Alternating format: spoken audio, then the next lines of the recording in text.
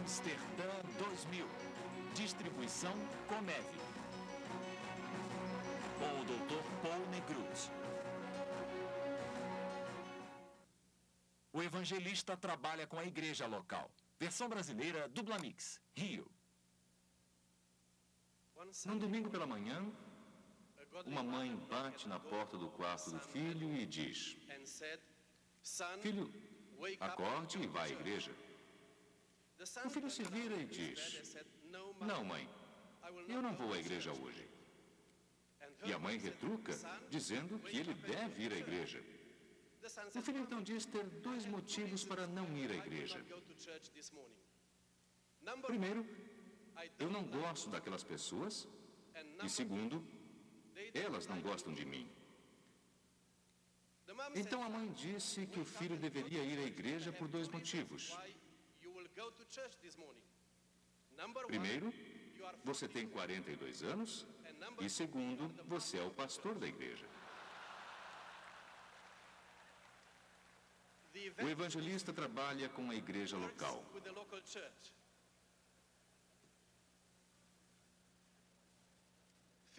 Há 15 anos atrás, em setembro de 1985, o Dr. Billy Graham visitou a Romênia e pregou na minha igreja.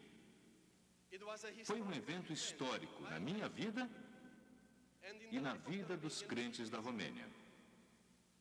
Apesar das sérias restrições impostas pelas autoridades comunistas daquela época, havia cerca de 60 mil pessoas no auditório, nas ruas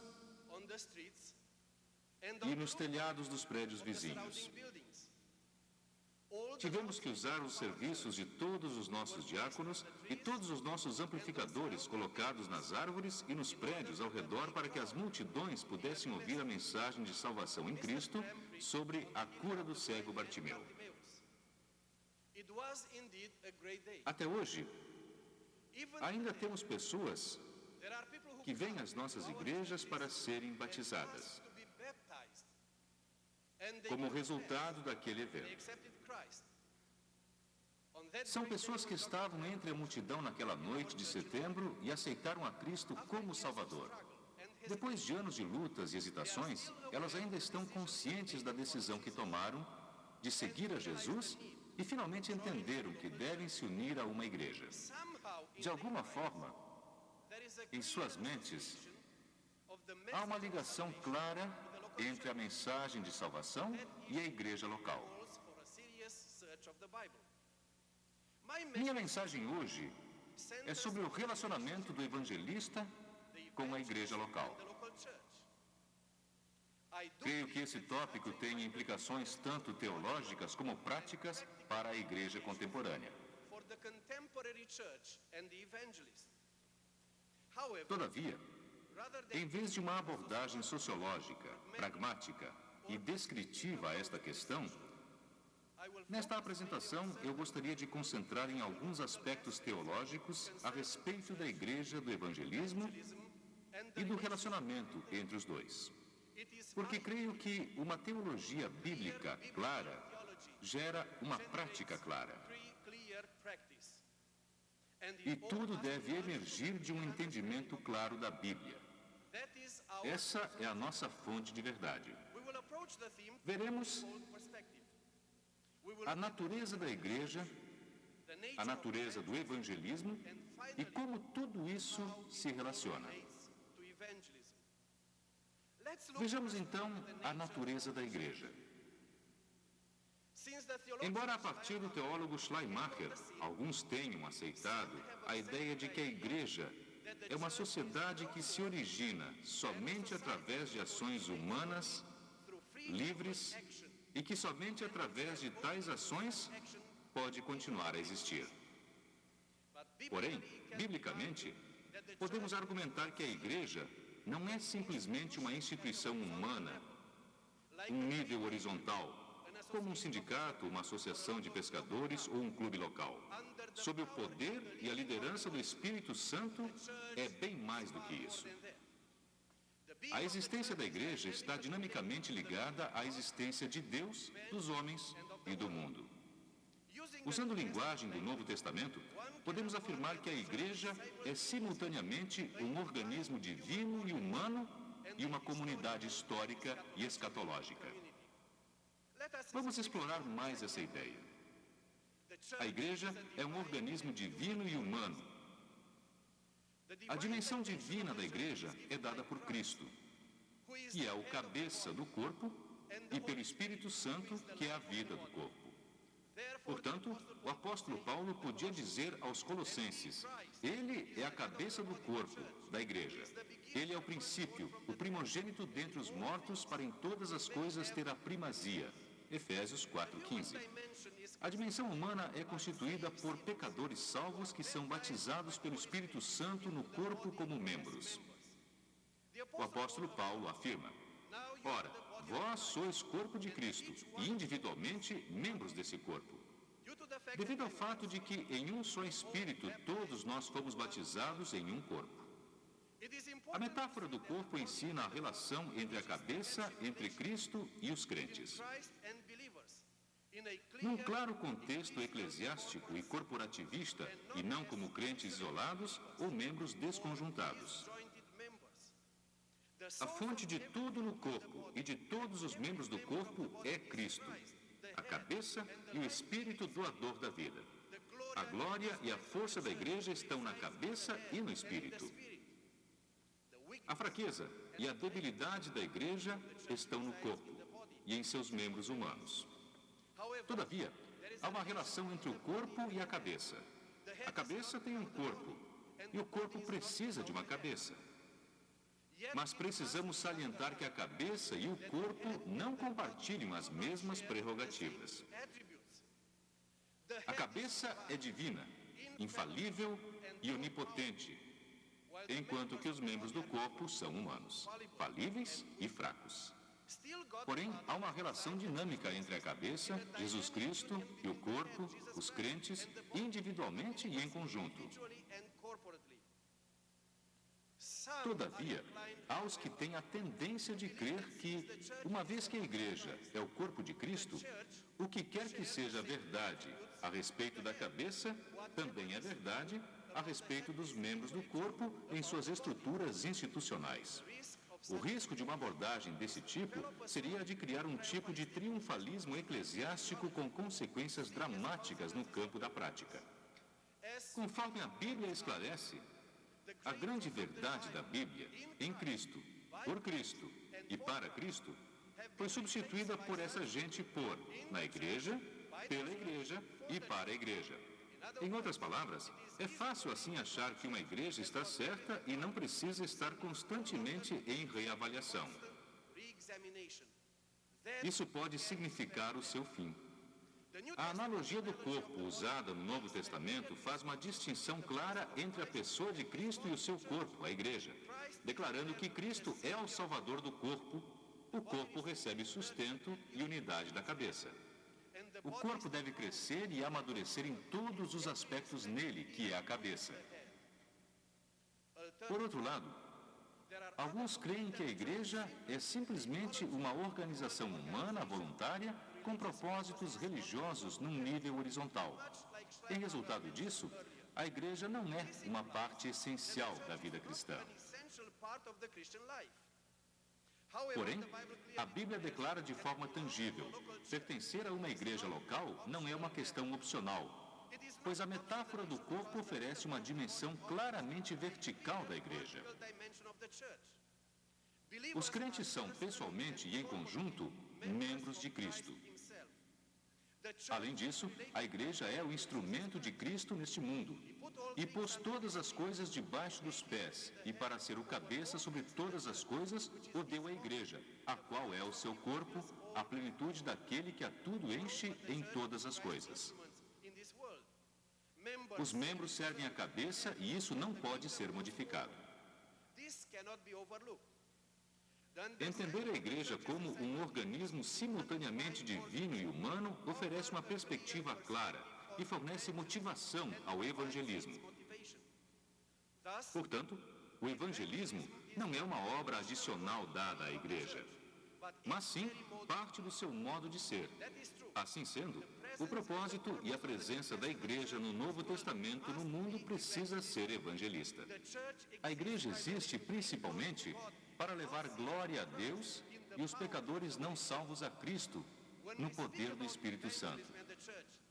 Ao falar de evangelistas, temos em mente simultaneamente todos os cristãos e os cristãos que receberam o dom especial de evangelismo.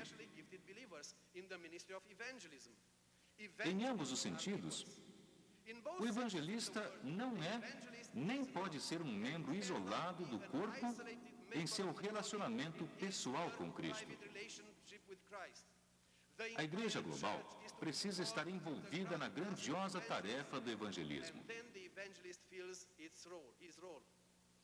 Este aspecto é enfatizado ainda mais pela dimensão histórica e escatológica da Igreja. E outra analogia usada pelo apóstolo Paulo para explicar o mistério da Igreja diz que a mesma veio do conceito do povo de Deus no Velho Testamento. Schneckenburg argumenta que no pensamento hebraico, o povo do Senhor constituía um todo, uma entidade, até o ponto em que o indivíduo era visto como estando completamente e profundamente envolvido no futuro de toda a comunidade. Porém, um individualismo extremado não é bíblico. Como no caso dos seus predecessores hebreus, uma personalidade corporativa caracteriza o novo povo de Deus, a comunidade daqueles que confiaram no Cristo ressurrecto. Os crentes devem estar em comunhão com Cristo, conforme disse Paulo. Por trás desse estabelecimento do novo povo unificado de Deus, jaz a realidade de Cristo ressurrecto, que se deu a si mesmo para redimir para si mesmo um povo exclusivamente seu, zeloso de boas obras. No entanto, não devemos espiritualizar essa união com Cristo. Esta nova realidade é uma comunidade histórica de pessoas reais, de carne e osso, vivendo numa dimensão de tempo e espaço. Todavia, deve ser enfatizado que, embora a Igreja, como o corpo unificado em Cristo, habite este mundo, ela não é deste mundo. Ela é uma comunidade escatológica com o seu olhar fixo na promessa à volta de Cristo. Além disso, o povo histórico de Deus é composto de indivíduos que são simultaneamente cidadãos das suas terras e cidadãos do céu. Em outras palavras, a Igreja é parte desta era e da era por vir, histórica e escatológica. A simultaneidade da história e escatologia na vida da Igreja salienta também a simultaneidade do evangelismo e da adoração. O mandato histórico é: ide a todo o mundo, enquanto que o mandato escatológico é: vinde, benditos de meu Pai. Quando a Igreja preenche o seu mandato histórico, ela se dispersa, ela segue para todo o mundo. Quando preenche o seu mandato escatológico, ela se une em adoração. Devemos enfatizar que algumas pessoas estão mais preocupadas com o ir do que com o vir. Algumas pessoas estão mais cientes do mandato histórico da Igreja e elas seguem sem parar e jamais vêm para adorar a Cristo. Outras pessoas estão mais cientes da dimensão da Igreja em termos de adoração. E desta forma elas vêm sem jamais ir. Os que vão sem parar entram em colapso pela pressão da história. E os que vêm sem parar transformam a Igreja numa espécie de gueto escatológico. Uma igreja biblicamente equilibrada mantém os dois mandatos em equilíbrio. Vão de segunda a sábado e venham aos domingos e vamos adorar juntos. O apóstolo Paulo nos lembra que, apesar de vivermos neste mundo, nós não promovemos a guerra como o mundo o faz. As armas com as quais lutamos não são as armas do mundo. Pelo contrário, elas têm poderes divinos para demolir fortalezas. Quando promovemos a guerra, Estamos ancorados em nossa identidade escatológica como o povo de Deus. Não marchamos de um lugar para outro como povo histórico. E somos um povo histórico, mas somos também o povo de Deus, e onde quer que formos, o mundo saberá que ali há uma comunidade diferente. Por outro lado, outros transformaram a igreja num gueto escatológico, que parece uma loja de antiguidades ou um museu. A preocupação desta igreja é manter a tradição e a sua estrutura e não ganhar o mundo por Jesus Cristo. Para essas pessoas, o apóstolo Paulo diz que devemos ir e ganharmos tantos quantos forem possíveis. No testemunho do apóstolo Paulo, vemos um enorme equilíbrio entre história e escatologia. O relacionamento entre as dimensões divina humana e histórica escatológica da igreja nos oferece um ponto de referência teológico para o relacionamento entre o evangelismo e a igreja local. Evangelismo é o estilo de vida de uma comunidade de adoradores. O evangelista não trabalha sozinho, tipo o mocinho solitário dos velhos filmes de faroeste. Pelo contrário, ele é um membro da comunidade eclesiástica. E como um professor meu costumava dizer, o evangelista não é um vagabundos religiosos. Todavia, antes de explorarmos este aspecto, é importante examinar a natureza do evangelismo. A Bíblia usa diferentes formas de definir o conceito de evangelismo, tais como a proclamação do Evangelho, fazer discípulos, dar testemunho de Jesus Cristo, pescar homens e assim por diante. Todavia, devido à complexidade do assunto e à variedade de metodologias, o cristianismo está longe de ter uma definição de evangelismo aceita universalmente. Além do mais, J.I. Packer argumenta que há uma confusão a respeito de evangelismo na igreja moderna. O problema é resultado do nosso hábito de definir a atividade em bases institucionais e comportamentais, em vez de teocentricamente e teologicamente. Aos que dão o nome de evangelismo a qualquer tipo de reunião em que o líder faz algum tipo de apelo, não importa o que tenha ou não tenha sido declarado antes do apelo. Outros igualam evangelismo com qualquer atividade que expresse boa vontade para com pessoas fora da igreja. A seguinte definição de evangelismo ilustra esse fato. A afirmação anglicana de 1918 declara que evangelizar é apresentar Cristo Jesus no poder do Espírito Santo, de forma que homens venham a colocar sua confiança em Deus através dele como seu Salvador e servi-lo como seu Rei na comunhão da sua igreja. Uma das definições de evangelismo mais citadas é a definição de D.T. Niles, datada de 1951. É um mendigo explicando a outro mendigo onde achar comida. A definição que a organização Church Growth apresentou em 1977 argumenta que evangelizar é proclamar Jesus Cristo como Deus e Salvador para persuadir outros a que se tornem seus discípulos e membros responsáveis da sua igreja. O Pacto de Lausanne define evangelismo como segue. Evangelizar é proclamar as boas novas, que Jesus Cristo morreu por nossos pecados e ressuscitou dos mortos de acordo com as Escrituras, e que como Senhor soberano, Ele agora oferece perdão dos pecados e o poder liberador do Espírito Santo a todos que se arrependam e creiam. George Hunter nos dá a seguinte definição. Evangelismo é o que nós fazemos para ajudar a tornar a fé, vida e missão cristã uma opção viva para pessoas que ainda não foram feitas discípulos, tanto na congregação como fora dela. De Los Mayos nos dá a seguinte definição. Evangelismo é ser, praticar e falar sobre o Evangelho do Reino de Deus, a fim de que, pelo poder do Espírito Santo, pessoas e estruturas sejam convertidas ao senhorio de Jesus Cristo. E, finalmente, L.A. Drummond define evangelismo como um intenso esforço no poder do Espírito Santo para confrontar incrédulos com a verdade sobre Jesus Cristo e as declarações do nosso Senhor, com o propósito de levar esses incrédulos ao arrependimento para com Deus e à fé em nosso Senhor Jesus Cristo, e assim a comunhão da sua igreja, de forma que possam crescer no Espírito. Da perspectiva do relacionamento entre o evangelista e a igreja local, podemos argumentar que, apesar das diferenças teológicas de evangelismo representadas nestas definições, há alguns pontos em comum.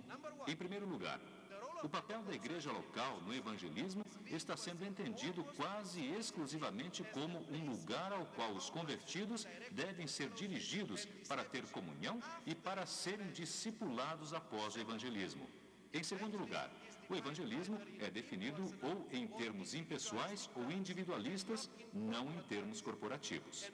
E, finalmente, o evangelismo é definido no contexto do reino de Deus e do senhorio de Jesus Cristo, sem esclarecimento a respeito do relacionamento entre o reino e a igreja. Além do mais, devido ao fato de alguns falharem em entender o relacionamento entre a igreja local e a igreja universal, ou entre o que definimos como a igreja visível e a igreja invisível, há evangelistas que não têm uma afiliação clara ou um relacionamento de responsabilidade com uma igreja e igrejas sem compromisso com o evangelismo. O Dr. L. Drummond deu passos significativos nesta direção em seu livro Uma Teologia Contemporânea do Evangelismo. Evangelismo é analisado tanto em seus aspectos teológicos como práticos. De uma perspectiva teológica, o evangelismo está enraizado na existência da Trindade de Deus. A perspectiva trinitária do evangelismo não só enfatiza a extensão do evangelho trino, mas também oferece o perfeito alicerce ontológico para o evangelismo, que é simultaneamente pessoal e corporativo.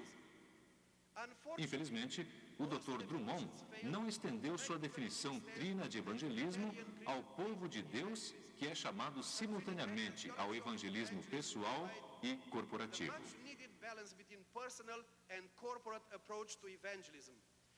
Uma definição de evangelismo que é simultaneamente trina e eclesiástica. Nosso Deus em Trindade nos ensina isso, que o uno e o múltiplo precisam agir juntos. Quando Cristo veio à Terra, Ele não veio como um ser celestial isolado. Ele veio como Filho de Deus, com o poder do Espírito Santo. Nós também não somos membros isolados, mas sim pertencemos a uma comunidade porque nosso Deus vive eternamente em companhia do Pai, do Filho e do Espírito Santo. O evangelismo bíblico pede um evangelismo corporativista e pessoal simultaneamente. A igreja local e o evangelismo. Se a igreja é simultaneamente um organismo divino e humano e uma comunidade histórica e escatológica, então o evangelismo é um modo de ser da igreja. A igreja não foi criada para ser um fim em si mesma, mas para perpetuar o ministério de Cristo no mundo. Erickson argumenta que a igreja tem 4 funções. Em primeiro lugar, o evangelismo, que é um imperativo da grande comissão. A igreja existe para fazer discípulos entre todos os povos. Segundo, para edificar os crentes através da comunhão, do ensino e do exercício dos dons do Espírito Santo. Terceiro, adoração, louvor e exaltação do Deus Trino. A adoração sempre deve preceder evangelismo e edificação. E, em quarto lugar, demonstrar uma preocupação social tanto por crentes como por incrédulos. Estas funções não são atividades adicionais da existência da igreja. Elas são parte da existência da igreja. Consequentemente, todos os aspectos através dos quais a igreja se expressa são simultaneamente divinos e humanos e históricos e escatológicos. E todos levando à extensão do reino de Deus. Não apenas que a igreja seja o corpo de Cristo, mas os crentes são chamados para ser o reino do sacerdócio. Neste reino, o indivíduo não é tragado pela multidão e a comunidade não é ameaçada por membros individuais. Embora limitada e imperfeita, a comunidade eclesiástica é um espelho histórico da Trindade. O um e os muitos coexistem em harmonia. Isto é ilustrado no livro de Atos, através das palavras todos e cada um. O relacionamento entre o um e os muitos na teologia de Atos evita tanto o individualismo como o coletivismo extremados. O equilíbrio deve ser mantido, como assim o é no reino de Deus. Outra questão é o equilíbrio entre o sacerdócio de todos os crentes, chamadas especiais como resultado de dom ou dons do Espírito. Alguns podem ter a tendência de menosprezar o papel do sacerdócio dos muitos crentes em favor de um evangelista especialmente dotado. Ou, por outro lado, menosprezar o ministério de um dotado em favor do ministério dos muitos. Quando tais coisas ocorrem, não somente há tensões na igreja, mas o testemunho do corpo todo é afetado de forma negativa. Em tais casos, alguns crentes dotados na área de evangelismo podem decidir que independência é a melhor alternativa. Mas, não importa quão atraente esta alternativa possa ser, devemos lembrar que os apóstolos não abandonaram a igreja em horas de crise. Pelo contrário, eles se esforçaram sob a direção do Espírito Santo para corrigir a teologia distorcida que tinha gerado a crise, a fim de restaurar a igreja. O erro precisa ser corrigido, pois a igreja tem um papel essencial no evangelismo e no progresso do reino. Lembrem-se que Cristo é o corpo da igreja e a grande comissão foi dada à igreja e, portanto, deve se relacionar dinamicamente a ela, segundo a Escritura. O prestar contas corporativo para com Cristo só pode ser encontrado na igreja local. Isso pode parecer anacrônico, lembrando o fato de que a cultura pós-moderna gera individualismo e éticas relativistas. Independente das pressões da história e das pressões do mundo, a igreja deve manter constantemente o equilíbrio entre história e escatologia, entre esta era e a era por vir. Consequentemente, pode ser argumentado que evangelismo bíblico é tanto histórico como escatológico e centralizado na igreja. Tudo isso foi argumentado no Manifesto de Manilha de julho de 1998. Cada congregação cristã é uma expressão local do corpo de Cristo e tem as mesmas responsabilidades. É tanto um sacerdócio santo para oferecer a Deus os sacrifícios espirituais da adoração e uma nação santa para proclamar suas virtudes em testemunho. A igreja é tanto uma comunidade de adoração como uma comunidade de testemunho, reunida e espalhada, chamada e enviada. Adoração e testemunho são inseparáveis. O evangelista deve se relacionar adequadamente ao corpo de crentes da igreja local. Como um pastor evangelista, estou consciente do fato que pastores, mestres, evangelistas e missionários e igrejas locais ainda não são perfeitos. Todavia, temos a promessa que Jesus se entregou por ela, a igreja, para que a santificasse, tendo-a purificado por meio da lavagem pela palavra, para apresentar a si mesmo, igreja gloriosa, sem mácula, nem ruga, nem coisa semelhante, porém santa e sem defeito. Tal perspectiva escatológica nos chama a que nos dediquemos de forma renovada ao nosso Deus Trino, à sua igreja e à grande comissão. A igreja está lá, no meio da comunidade, em nome de Jesus Cristo, porque é o pão da vida. O evangelista trabalha com a igreja local. Ele não é um vagabundo religioso. O evangelista é um dom especial de Cristo para a sua igreja. E a igreja deve orar pelo evangelista, apoiá-lo, estimulá-lo. E, ao mesmo tempo, o evangelista deve pertencer à igreja, trabalhar por ela e agradecer o que Cristo está dando para aquela igreja. Muitos antes de nós se engajaram nesta grande tarefa, e o Pacto de Lausanne afirma: declaramos que Cristo envia seu povo redimido ao mundo da mesma forma como o Pai o enviou, e que isso requer uma infiltração do mundo tão profunda e tão custosa quanto aquela. Precisamos sair dos nossos guetos eclesiásticos e permear a sociedade não cristã. Na missão da Igreja de Serviço Sacrificial, evangelismo é uma prioridade. Evangelização mundial exige que a igreja toda leve o evangelho todo a todo mundo. A igreja está no centro do propósito cósmico de Deus e é a sua agência para a propagação do evangelho. Vamos reafirmar isso como fizeram os milhares que nos antecederam. Dessa forma, a igreja irá em frente e o reino irá crescer até aquele grandioso dia no qual o reino atingir toda a sua glória e a volta de nosso Senhor Jesus Cristo. E que venha nosso Senhor Jesus Cristo. Amém.